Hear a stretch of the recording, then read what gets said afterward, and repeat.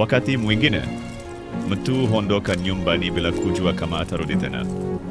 Waliacha familia zao, marafiki zao na maisha yao nyuma, si kwa sababu walitamani vita, bali kwa sababu walitwa kulinda nchi yao.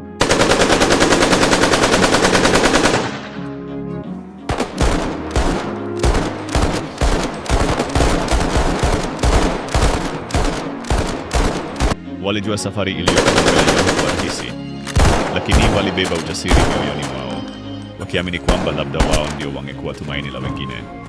Hawakujua kwamba siku hiyo ingebadilisha maisha yao milele. Kiongozi, ya wanajeshi wote ambao tumewatuma kule Kongo, hakuna hata mtu mmoja aliyerudi, na tumepewa taarifa kwamba kijana wetu ameshikwa, amekamatwa mateka. Kwa hiyo tunataka watu waende wakamkomboe ili wakamkomboe kabla hajasema nani zetu. Unajua, hii ni habari ya kusikitisha, na kilisikitishacho zaidi ni kwamba hata sisi kwenye kambi zetu hakuna hata mwanajeshi mmoja. Hatuna hata mwanajeshi mmoja kwa sababu wote walikuwa wameenda. Na kama unavyojua, raundi ya kwanza ilienda ikapotea, raundi ya pili, hii ilikuwa ni raundi ya tatu. Kwa hiyo vituo vyetu vyote, yani makambi yetu yote, hakuna hata mwanajeshi mmoja anayebaki, wote wameisha, yani tumeishiwa kabisa.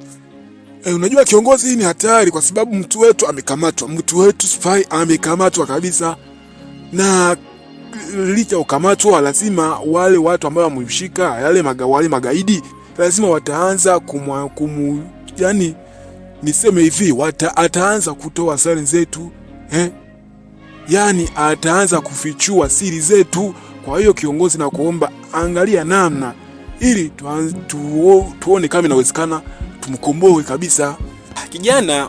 Unajua nini? Basi nilikuwa na wazo moja, ila sijui kama wakuu zangu wataweza kulielewa. Nilikuwa na wazo kwamba kila nyumba hapa watu kijana ambaye ataweza kutusaidia. Kila nyumba kabisa ni walaia, najua sio maskari, ni raia. Kwa hiyo kama inawezekana tuanze nyumba kwa nyumba ili tuone kama tunaweza kupata msaada. Kiongozi, hii ni hatari zaidi ya hatari. Unajua, kuchukua raia waende kupigana na watu ambao ni mashujaa magaidi ambao washafika Somalia na kurudi wakiwa wazima, hii ni hatari. Hii inaonyesha kwamba asilimia ya kupona hao watu ni 2 kwa 100.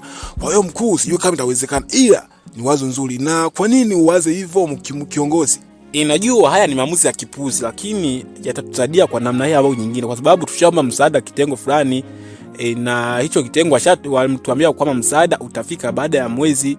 Kwa hiyo hatuwezi kusubiri mwezi mzima, kwa sababu tukisubiri mwezi mzima yule mtu wetu tayari atakuwa kashavujisha siri zetu. Kwa hiyo hao raia ni wale wa kupigana ili kuwachelewesha. Najua haya ni maamuzi ya kipuzi, lakini atatusaidia kwa namna hii au nyingine, na hili nitalifikisha wakuu ili naangalie kama wataweza kulikubali. Tuchukue raia moja ili waende kupigana wacheleweshe. Najua asilimia kupona ni ndogo sana.